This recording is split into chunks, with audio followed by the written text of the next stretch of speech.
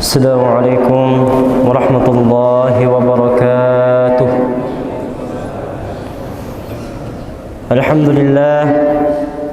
Alhamdulillahilladzi an'ama 'alaina bi ni'matil iman wal islam. Ashhadu an la ilaha illallah wahdahu la syarika lah wa ashhadu anna Muhammadan 'abduhu wa rasuluh. Allahumma salli ala sayyidina Muhammad wa ala alihi wa ashabihi ajma'in, amma ba'du.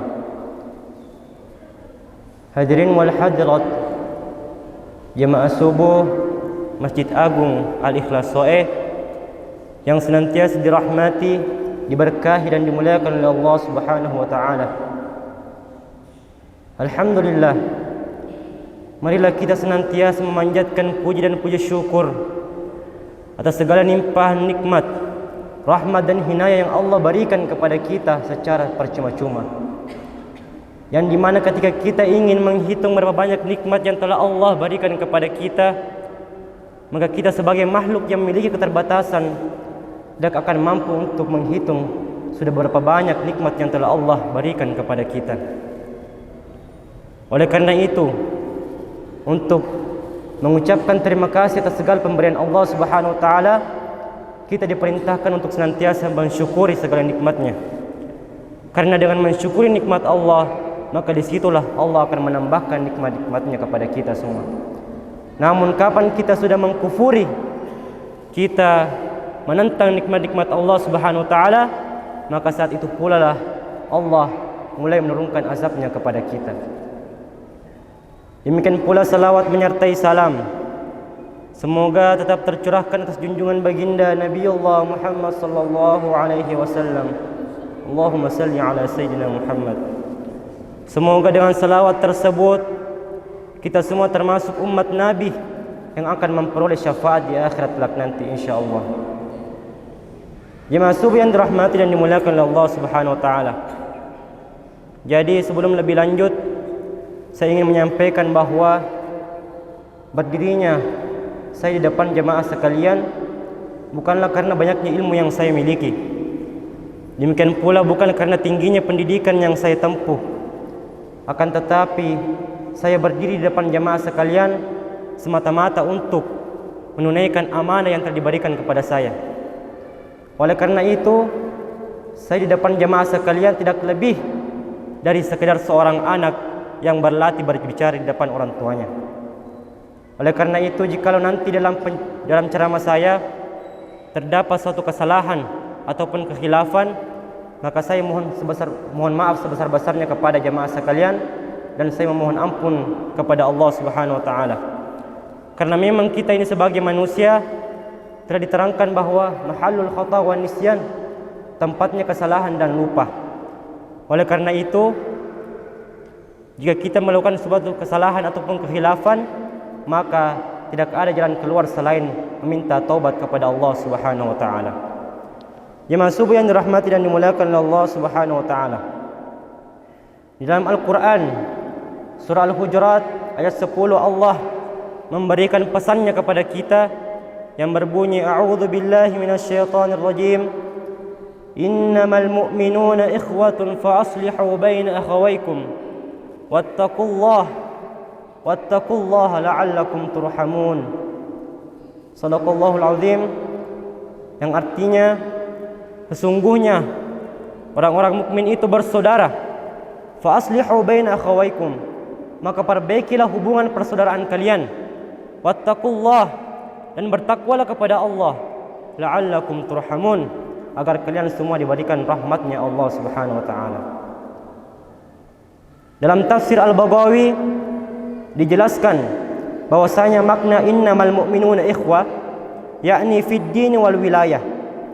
Sesungguhnya orang mukmin itu bersaudara, artinya persaudaraan dalam satu agama dan satu di bawah pemerintahan, artinya bersaudara dalam satu wilayah. Kemudian fa aslihu baina akhawaykum, maka perbaikilah hubungan kalian, jangan sampai ada percekcokan dalam hubungan kalian. Idza ikhtalafa, artinya ketika ada perselisihan dalam hubungan persaudaraan kita, maka kita sebagai seorang mukmin yang sejati sepantasnya untuk berusaha memperbaiki hubungan tersebut. Wattaqullah, dan bertakwalah kepada Allah.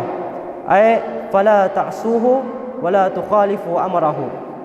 Artinya jangan sampai kita mendurhakai Allah Subhanahu wa taala dan jangan sampai kita menentang perintah-perintah Allah Subhanahu wa taala. La'allakum turhamun. Jadi tujuan kita untuk diperintahkan memperbaiki hubungan antara saudara, yakni agar Allah senantiasa menurunkan rahmatnya kepada kita. Jemaah subuh yang dirahmati dan dimuliakan oleh Allah Subhanahu wa taala. Oleh karena itu, dalam kitab tafsir Al-Baghawi ini disampaikan satu hadis Nabi sallallahu alaihi wasallam, yakni anna Rasulullah sallallahu alaihi wasallam qala al-muslimu akhul muslim la yuslimuhu wa la yastumuhu. Antara satu muslim dengan muslim yang lainnya itu saling bersaudara, maka jangan sampai dia saling menzalimi dan jangan sampai dia saling mengejek atau mencaci maki. Kemudian dilanjutkan hadis Nabi SAW, man kana fi hajati akhihi kana Allahu fi hajatihi.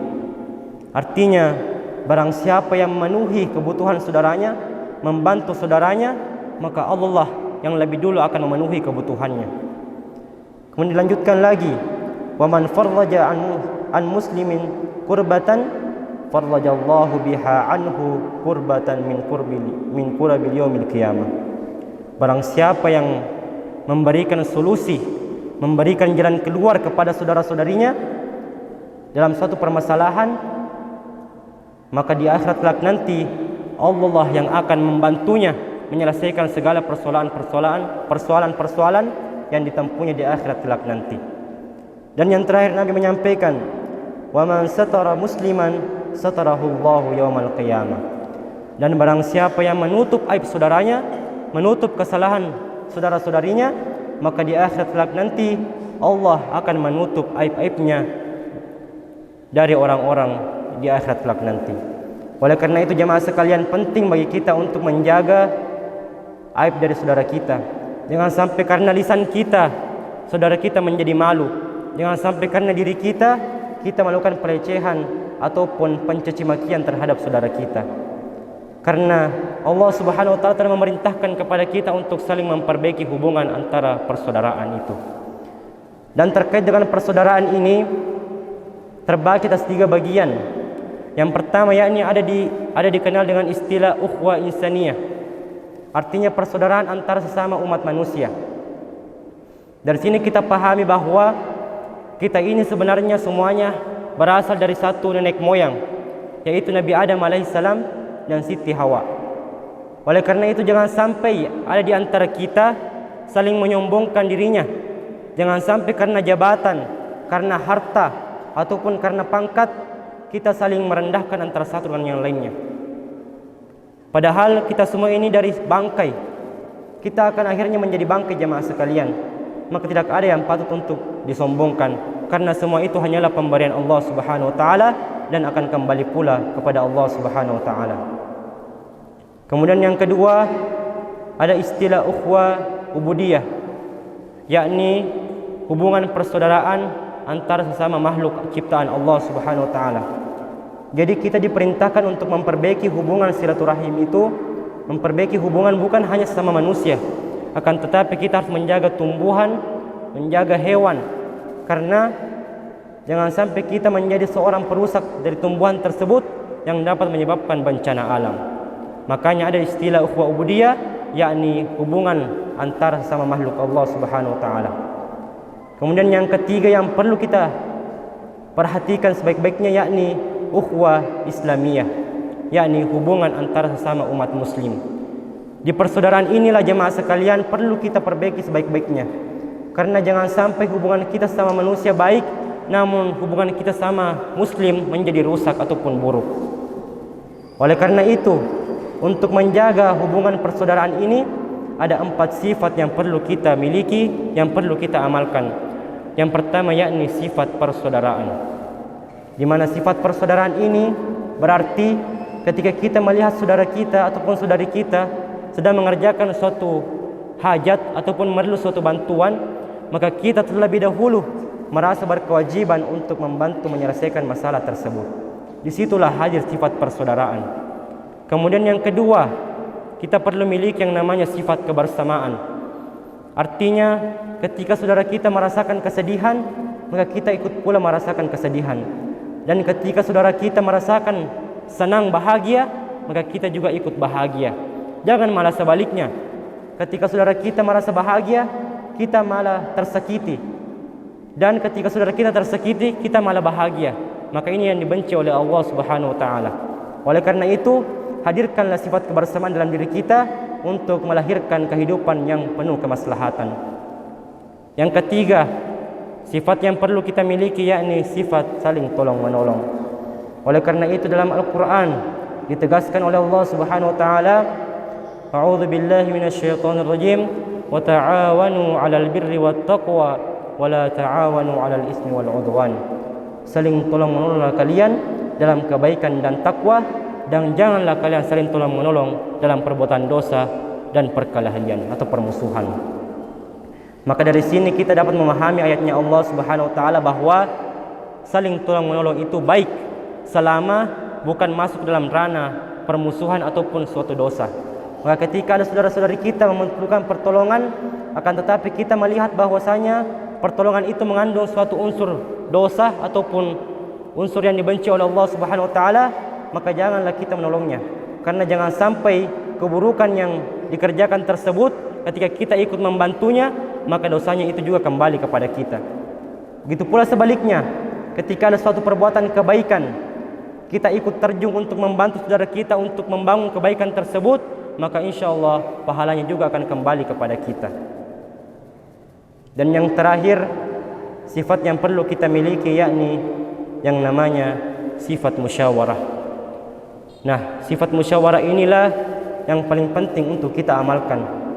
Artinya bahwa setiap segala urusan, baik itu mencakup urusan kekeluargaan, urusan kemasyarakatan, urusan negara, maka harus diselesaikan dengan musyawarah.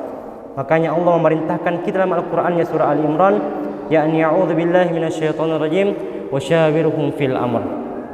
Bermusyawarahlah kalian dalam menyelesaikan suatu urusan. Fa idza azamta fatawakkal 'ala Allah. Dan ketika kita sudah menentukan satu perkara, memutuskan satu perkara, ketika kita sudah berusaha, fatawakkal 'ala Allah, maka jalan terakhir yakni menyerahkan sepenuhnya kepada Allah Subhanahu wa taala. Karena tidak ada yang dapat mendatangkan kebaikan dan keburukan kecuali dengan izinnya Allah Subhanahu wa taala. Hadirin wal hadirat jamaah subuh yang dirahmati dan dimuliakan oleh Allah. Oleh karena itu, di subuh yang penuh berkah ini kita ambil kesimpulan bahwa ada 4 sifat yang perlu kita amalkan, yang perlu kita miliki, yang perlu kita jalani untuk lebih menguatkan lagi hubungan persaudaraan kita. Yakni yang pertama, hendaknya mempunyai sifat persaudaraan. Yang kedua, sifat kebersamaan. Yang ketiga, sifat saling tolong menolong. Dan yang keempat, yakni sifat musyawarah. Semoga Allah senantiasa memperbaiki hubungan persaudaraan kita, menjaga kita dalam ukhuwah Islamiyah, ukhuwah insaniyah dan ukhuwah ubudiyah. Dan semoga Allah senantiasa menurunkan rahmat dan hinayahnya kepada kita, sehingga kita bisa hidup di muka bumi ini dengan penuh kemaslahatan dan ditempatkan nanti di surga bersama baginda Rasulullah sallallahu alaihi wasallam. Amin amin ya rabbal alamin. Mungkin cukup sekian yang sempat saya sampaikan. Saya akhiri dengan ucapan unsur ma qala wa la tansur man qala. Lihatlah, perhatikanlah apa yang dibicarakan, jangan lihat siapa yang berbicara. Di bidang kurangnya mohon dimaafkan. Akhirul kalam, wabillahi taufiq was sa'adah. Assalamualaikum warahmatullahi wabarakatuh.